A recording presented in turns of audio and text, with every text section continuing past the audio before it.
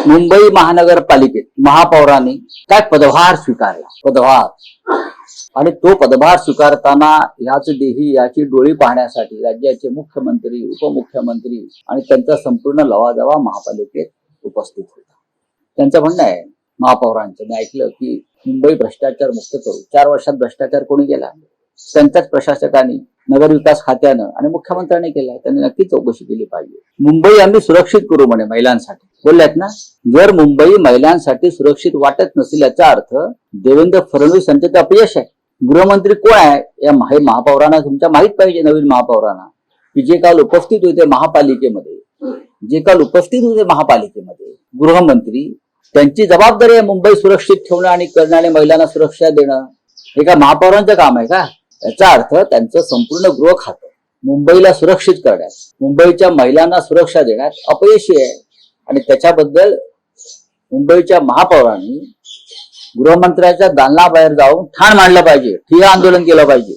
करा, काम करा तुम्ही. मुंबईच्या विकासाची दृष्टी तुमच्याकडे असेल तर तुम्ही करा. जसे तिकडे मोदी म्हणतात 70 वर्षात काँग्रेसने काय केलं, तसं इथे हे म्हणतात.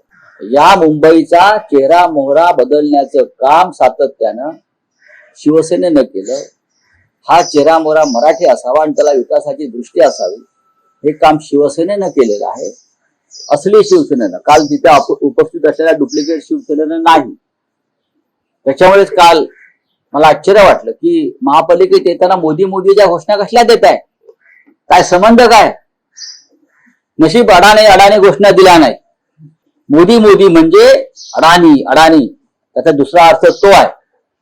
ही मुंबई मराठी माणसाची आहे. छत्रपती शिवाजी महाराजांच्या प्रेरणेतून शिवसेना स्थापन केली, त्या बाळासाहेब ठाकरेंची आहे.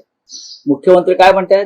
आम्ही बाळासाहेब ठाकरे यांच्या विचारानं मुंबईचा कारभार करू. म्हणजे काय करू? मराठी माणसाचा सत्यानाश करू, धारावी विकायला काढू, टोल नाके विकायला काढू, मदर्स डेअरी विकायला काढू.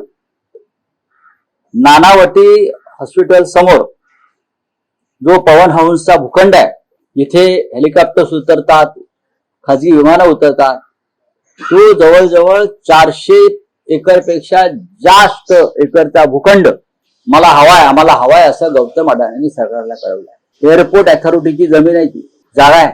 अनेक वर्ष ती जागा केंद्र सरकारची आहे, महाराष्ट्र सरकारची आहे. ती एअरपोर्ट अथॉरिटीची जमीन सुद्धा गौतम अडाणीला देण्यासंदर्भात महाराष्ट्र सरकार आणि केंद्र सरकार विचार करत आहे.